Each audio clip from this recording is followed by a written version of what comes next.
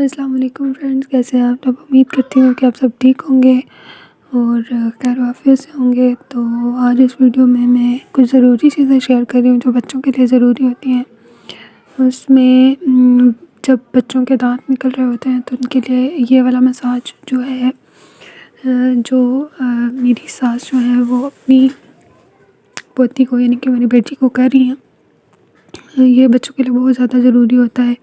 इसमें बच्चों के कानों में, बच्चों के गले पे, सर में तेल लगाते हैं और उसको ना अच्छे से मसाज करें। और गर्दन पे भी लगा के तेल अच्छे से मसाज करें। ये देखें, जैसे कि आप देख सकते हैं, कानों में तेल लगा के अच्छे से उसको मसाज करने से बच्चा इतना रिलैक्स हो जाता है और उसको इतना सुकून महसूस होता है।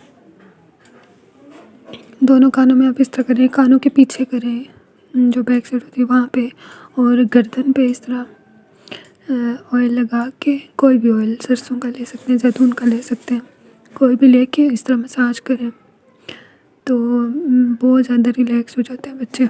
इस तरह ये सर, गर्दन की बैक साइड पे भी मसाज करें ऑयल लगा के। तो अब आती है राया की टांगों की बारी।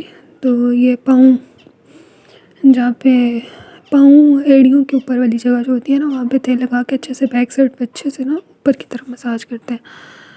ये जो पिंडलियाँ होती हैं बच्चों की, यहाँ पे मसाज करते हैं। और हाथों की कलाइयों पे अच्छे से मसाज करते हैं। कोहनियों के ऊपर वाली साइड पे अच्छे से मसाज करते हैं ताकि बच्चा जो है वो रिलैक्स हो जाए।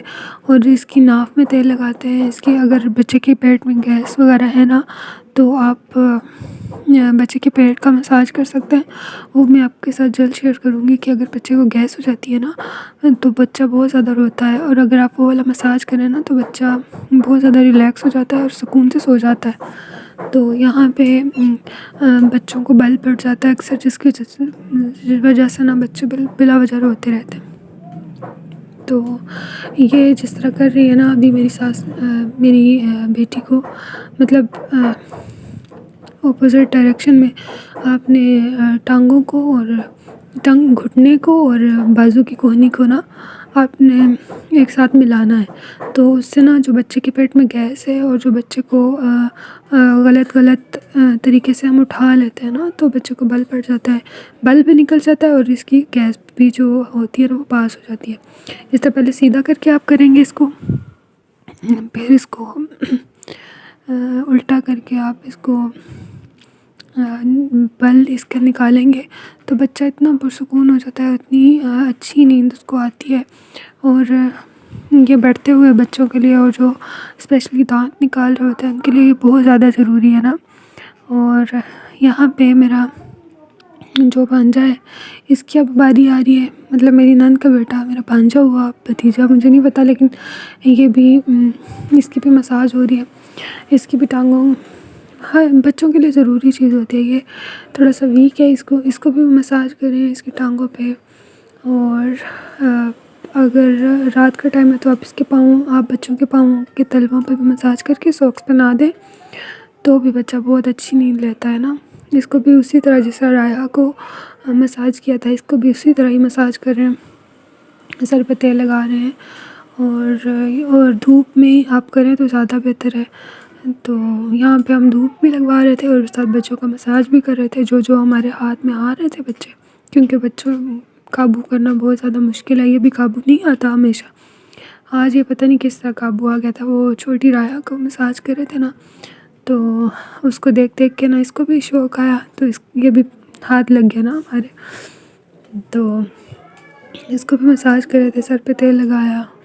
और इसके बाल ऐसे खड़े हो रहे थे तो मैं मजाक कर रही थी, मैं कह रही थी हमारे घर में कांटों वाला चूहा आ गया है जिसकी वजह से हंस रहा था, कह रहा था, मतलब हंस रहा था, मजाक कर रहा था। फिर इसको भी सेम उसी तरह जिस तरह राया को मसाज किया हमने, उस तरह हमने शायान को भी मसाज किया और हम लोग ये मजाक में कर रहे थे। आप इतने बड़े बच्चों को आपने इस तरह मसाज नहीं करना, क्योंकि उनके लिए ज़रूरी नहीं होता वो भागते हैं, दौड़ते हैं, उनकी मतलब उनका सब कुछ हो जाता है उसी में ना। और छोटे बच्चे तो चूँकि भाग दौड़ नहीं सकते, वो अपने आप को काबू नहीं कर सकते, इसलिए उनके लिए ना ये चीज़ ज़रूरी होती है। तो यहाँ पे मेरी सास दोनों बच्चों का मसाज करके थक गई थी तो बस इसको अपनी गोद में लिटा रही थी। और यहाँ पे रायहा अपने भैया का देख रही थी मसाज होता हुआ, जो सारी कार्रवाई हुई है वो देख रही थी गौर गौर से। और साथ में धूप लगवाई थी इसके फेस के आगे, मैं बैठी हुई थी ताकि इसको धूप ना लगे। तो यहाँ पे जी धूप शुप लग गई थी और यहाँ पे मैंने इसको अच्छे से धूप लगवा के फिर मैंने इसको मुँह हाथ धुलाया अच्छे से गर्म पानी से, साबुन से। तो मैंने फिर इसको चेंज किया और आज मैंने इसको पर्पल कलर के कपड़े पहनाए थे, इसके बाबा लेके आए थे और ये कलर भी इस पर बहुत सूट करता है ना। तो ये फिर मैंने इसकी शर्ट वगैरह उतार के दूसरे नए वाले कपड़े पहनाए। और कपड़े पहनाते हुए बच्चे इतना तंग करते हैं, लेकिन आज ये ना खामोशी से अपने कपड़े चेंज करवा रही थी। और क्योंकि कैमरा मैंने लगाया हुआ था फ्रंट पे ना, और ये कैमरे को देखी जा रही थी बस, और इस वजह से ना ये टिक के बैठी हुई थी। वरना ये बच्चे जब थोड़े से उलट पुलट होने वाले हों या घसीटियाँ करने वाले हों तो बिल्कुल भी काबू नहीं आते, बिल्कुल भी नहीं काबू आते। तो यहाँ पे ये कैमरे को देख रही थी और बाबा बाबा बोल रही थी, कभी क्या बोल रही थी, अब्बू बोलती है, बाबा बोलती है। तो ये दोनों लफ्ज़ बोल रही थी और साथ साथ मैं इसको चेंज कर रही थी, लोशन लगाया, सुरमा लगाया। अभी फिर मैं इसको सुलाऊंगी थोड़ी देर, जब ये सो के उठेगी फिर मैं इसके कुछ खाने पीने का तैयार करूँगी ना। तो सर्दियों में बच्चों की स्किन बहुत ज़्यादा, गाल जो है स्पेशली बहुत ज़्यादा ड्राई हो जाते हैं, ड्राई होकर ना वो रेड रेड्स हो जाते हैं। तो इसका भी वही हाल था, इसको मैं दिन में 3-4 बार तो लोशन ज़रूर लगाती हूँ। और इसका नाक भी ब्लॉक हो जाता है, उसके लिए मैं ड्रॉप्स इसके नाक में डाल के फिर मैं अच्छे से साफ़ कर लेती हूँ। तो जो भी होता है ना नाक में गंद वगैरह जमा हो जाता है तो वो आसानी से निकल आता है। तो यहाँ पे मैं इसके लिए दलिया बना रही थी। दलिया को मैंने कैसे रखा हुआ है, दलिया मैंने बिल्कुल उस तरह नहीं रखा जैसे डब्बे में आता है। इसको मैंने भून के इसको मैंने ग्राइंड करके रख लिया था ना। तो ग्राइंड करके रख लिया था तो मेरे लिए ये ना आसानी हो जाती है। ये 5 मिनट से भी पहले बन के तैयार हो जाता है। तो दलिया मैंने पानी में बनाया था, पानी में बना के फिर इसमें मैंने थोड़ी सी चीनी ऐड की थी, क्योंकि बच्चे फिर आपको पता है वैसे खाते नहीं हैं। और उसके बाद फिर मैंने इसका जो फार्मूला मिल्क है वो मैंने इसमें 1 चम्मच ऐड किया और मैंने इसको खिला दिया।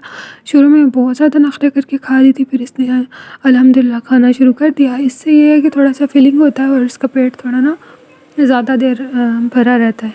तो बस बहुत जल्दी मैं आपको इसके खाने पीने की रूटीन शेयर करूँगी कि मैं इसको कैसे पूरा दिन लेके चलती हूँ, कैसे कितना दूध देती हूँ और कितना इसको सॉलिड देती हूँ फूड।